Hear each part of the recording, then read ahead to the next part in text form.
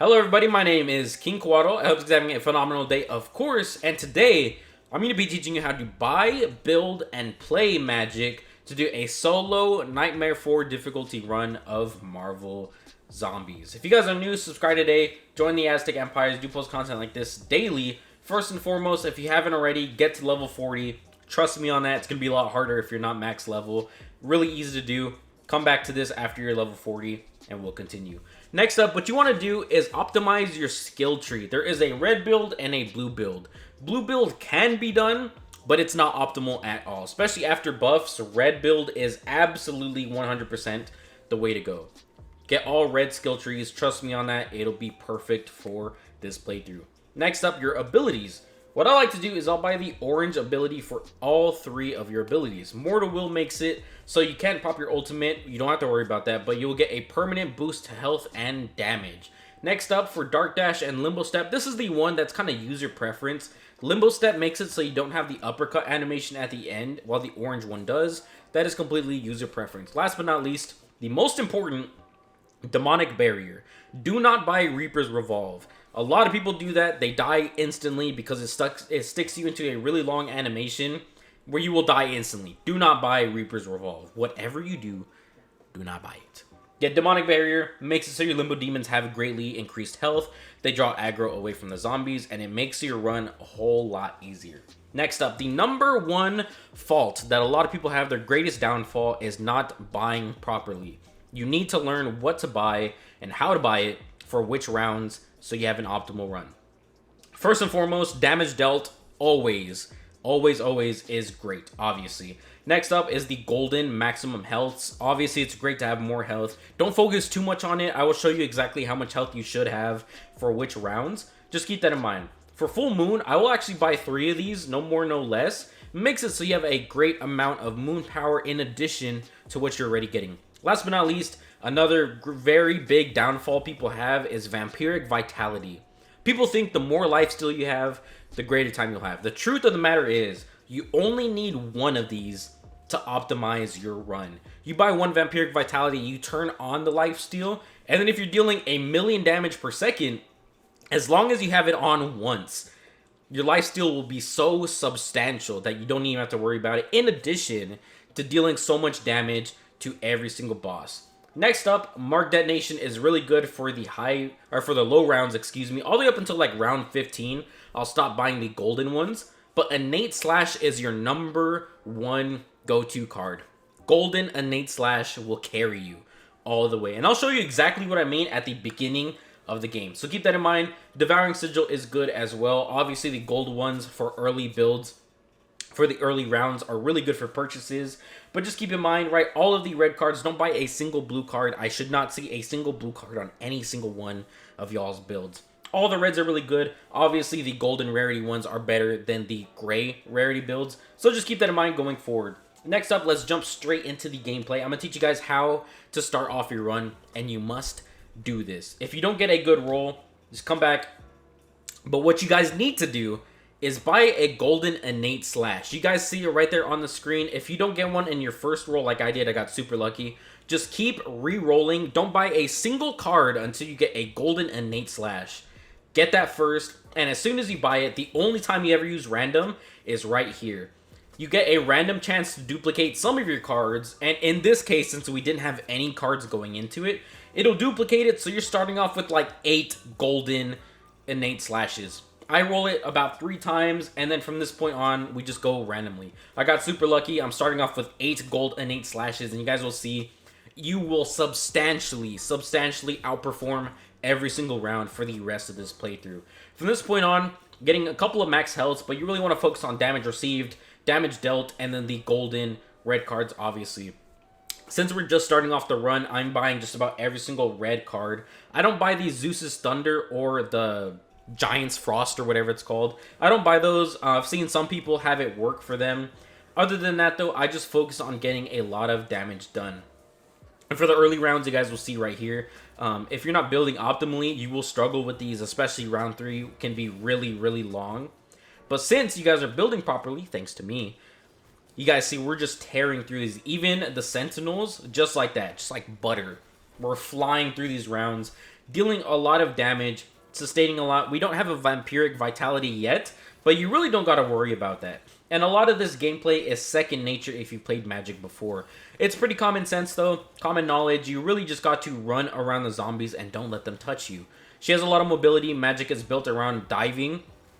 So what you really got to do is just focus on not getting hit like I did. This was at like 3 in the morning. So just keep that in mind, right? I just wanted to include that, to be honest with y'all. I do die here and there. I will definitely go into a run with like 20 or 30 resurrection coins, because I do think it is optimal just to be better safe than sorry, right? Like I said right there, that was my one and only vampiric vitality I will buy in this entire playthrough. Now this is going into round 5, and just keep in mind, right, all of this is very similar how I'm buying. If you guys want to see a full run through where I include all 20 rounds completely unedited without commentary, let me know down in the comments below. I did save my gameplay. Just let me know. I'll be more than happy to provide it if you guys want to see every single purchase. But just for the sake of keeping it bite-sized for y'all to easily digest, I am editing out a lot of like the purchases and like the fodder rounds, but I do include every single one of the 4 boss rounds. So just keep in mind, the main mentality obviously is damage dealt and damage received are always really good to get. The red cards are always good. You only need 1 vampiric vitality. I buy 3 of the moon powers, but you really don't gotta worry about that too much. That's just like what worked for me. All of the red cards, like I said, I don't buy the Zeus's Thunder. I don't buy the Frost one.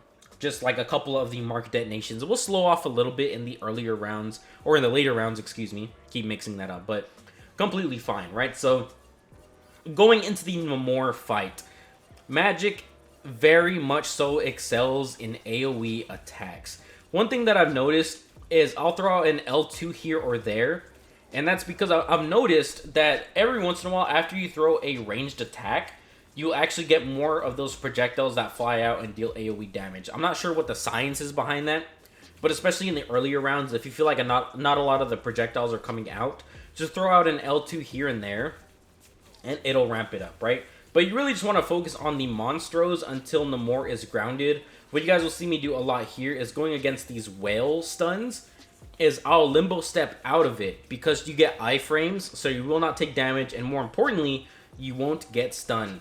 So just keep that in mind going forward. I die a couple times very early in the morning, and I wasn't wearing headphones, so, you know, I die a couple times. It's completely fine. Everyone makes mistakes. This is not an optimal run per se. Like, I wasn't going for time or completion or anything. I was really just doing this to get this done. I just wanted this done and over with so I can get the title, and this is the easiest way to do it. So I buy a couple of damage dealt. I will chill out on these smaller purchases, because in rounds like this where you get a super big purchase before round 10, for example, I really like to have you know, big purchases more than these small ones. In between rounds, when you don't have a lot of time, I will just buy some to fill in the void. But leading up to a big boss, keep in mind I like to have a lot of health and a lot of damage. So for all of the rounds, I would say leading up to round 5, you want around 4,950 health for that. I know it's a weird number, but trust me, like around 4,000 in the latter half of the 4,000 health. What Magik does is her passive allows it so when you're dealing damage, you will get blue over health that boosts you up to around 5,500. Just keep that in mind, right? What you really want to do is going into round 5, have about 5,000 health. Around 10, which is what we're currently going into, have around 7,000 to 8,000 health. I would say 7,500 and above is definitely a good point. You don't want to pour too much into your health. Really focus on getting your damage up. Next up, you guys see going into round 10, it is super easy. We're just dealing so much damage to where it really doesn't matter. Just be mindful of the exploding zombies, of course. And Wanda, I would say, is definitely a lot easier to control than Namor is. Namor has a bunch of stuns combined with his, you know, monstros. It could be really over encumbering. So just keep that in mind going forward. Focus on Wanda. You have a lot of AoE as Magik to where you really don't have to worry about all the zombies in the background. Just be mindful of the exploding zombies. There is a couple of times where they catch me, and you guys will see in a second. Really weird animations. I guess like the hurge boxes of the exploding zombies are columns. So there is one time where I died to a really dumb reason. We'll get there when we get there, right? Just focus on Wanda. When she's in her bubble, obviously you deal enough damage to chew through it very fast. And just focus on moving around so you don't get stunned. As soon as she enters her ultimate, a lot of people don't know this for some reason. The yellow bar at the bottom of her health is how much time she has before she pops her ultimate and one-shots you and ends the game. So just keep that in mind, be mindful of that. But you deal enough AoE as Magik to where you don't have to worry about the crystals. They will buy you more time. Just walk her down. You guys see how much damage I'm dealing to her? The easiest thing in the game is round 10. You don't have to worry about that. Going into the next couple of rounds, right, just be mindful of what you're purchasing. Like I said, golden innate slashes are the way to go. Going in around 15, I would say, like I said, about 8,500 health is like a good sweet spot to have. I'm actually under-leveled, and I have a lot less health than what I'm saying should be recommended. Going into a lot of these later rounds, but, you know, you guys have me for that, right? So learn from my mistakes. Just make sure you have a decent amount of health. Don't buy every single health that you see. Just keep it in mind and be mindful of it, right? Like I said, in the later rounds, I would say around like 14 or 15 and above, I won't go for the golden mark detonations. I think I have enough of those. It's really just more of a utility thing. And the main one you want to focus on is Soul Domain is good, so I will buy a couple of those. But Innate Slash is your go-to damage dealer for the red cards. For Magik, you almost always want to buy Innate Slash. I will buy Power Surge here and there, just because I do have a little bit of coins remaining. I won't buy every single red card. And like I said, in the later rounds, you really don't got to focus on that, but Innate Slash, Golden Innate Slashes are perfect. They are beautiful. You buy them every time. Trying to get my health up, of course. Like I said, I am pretty under-leveled as far as health goes. Going into like the last 5 rounds, I was getting really unlucky. But like the 450s, you want to buy a couple of those. I almost bought a restorative right there. Do not buy the restoratives. It just makes it so when you're out of combat, you will heal. You're always going to be in combat in Nightmare 4, so don't worry about that, right? Now, the main strategy for round 15 is always focus on Wanda. There's a couple of times where I'll focus on the Monstros just dealing damage. One of the biggest things that can really trip you up is when Wanda is teleporting from one side of the map to the other like she is right now. You won't be dealing damage to her, obviously, because she's invisible. So I'll turn to the Monstros here and there, just deal damage to have lifesteal, keeping us alive. But always focus on Wanda. She's the main thing. You really don't want to have both Wanda and Namor in Ultimate at the exact same time, because you'll get constantly stunned and moving around too much to where you can't reach Wanda. It can be really, really difficult to, you know, manage, right? I do think round 15 is probably more difficult than round 20 to manage. Right there, I got double stunned. It can be really difficult to manage sometimes, like I said. Just, you know, keep a couple of resurrection coins on you. A lot of these deaths that I have in this run are really just user error. It was really early in the morning, so, you know, a couple things happen. We're human. It's completely fine. What we really want to focus on is building, like I said, and just moving around enough with Magik's utility to keep yourself alive. As soon as Wanda enters her ultimate, we're dealing enough damage to where that's not an issue. Just worry about your positioning. Keep in mind the Monstros will be dealing damage constantly, especially when they get into their laser form. But it's never enough to kill you, right? Just focus on Wanda. Walk around her so you're not getting stunned by Namor. Every time you're in the bubble, it'll be fine. You deal enough damage to break yourself out. And you deal enough AoE to where you're constantly popping Wanda's crystals, so you don't have to worry about that. And as soon as we got her out of her ultimate, Namor entered his final phase. So you can actually deal damage here, and just be mindful of the whales. What I really like to do is animation cancel with your Limbo step. If you don't know how to do that, every time he pops out his whales, it will stun you, and it'll stun you for like 2 seconds. It lasts a very long time. So just keep in mind, if one's coming near you, go into your Limbo step, and if you time it perfectly, you will not get stunned. And as soon as you're done with that, click L2 to summon a Limbo Demon as soon as you're done teleporting. If you go into the spin, it'll lock you into an animation where you will just die. So do not do that. That's something that I, you know, still trip up with every once in a while. And I main Magik, so happens every once in a while. It's a matter of learning how to summon your demons as soon as you exit Limbo. so you don't get stuck into an animation. So you can constantly deal damage and constantly keep yourself alive. Now, going into round 20, you guys can see right here, round 19, I'm just destroying every single group of zombies. I deal so much damage, it's not even funny. Around round 20, I would say have about 9,000 health. I really was underleveled going into this fight. Another big blunder that I really had going into this round is my time strain. You guys will see by the end of this time purchasing allotted time, I have about 30 moon power left that could have gone to really useful upgrades. So I do die a lot in this final round, but that's because I didn't manage my time properly. Going to this round, I want to get my max health up, and the reason I start buying like a couple of the 100 max healths instead of the 450s is because I have really bad rolls where I'm not getting a lot of health, and I want to buff myself up because sometimes both Wandas, when they're in the bubble form, will deal enough damage and stun you once to just insta-kill you. So you want to have a decent amount of health. You don't have to be super healthy, but just enough to keep yourself alive going into this, right? But the reason I have a bunch of resurrection coins is to make up for that. You guys will see right here, around 20 seconds left, I start realizing I don't have a lot of time left. So I'll start buying like, innate slash is always the good one to get. But I'll start buying like the mark detonations, the gold ones. Just because I'm like, well, I don't have enough time to purchase everything properly. So it's better to have a little bit of a buff to not have any at all, right? But I didn't manage my time properly. We have 32 moon power left, which really could have helped us.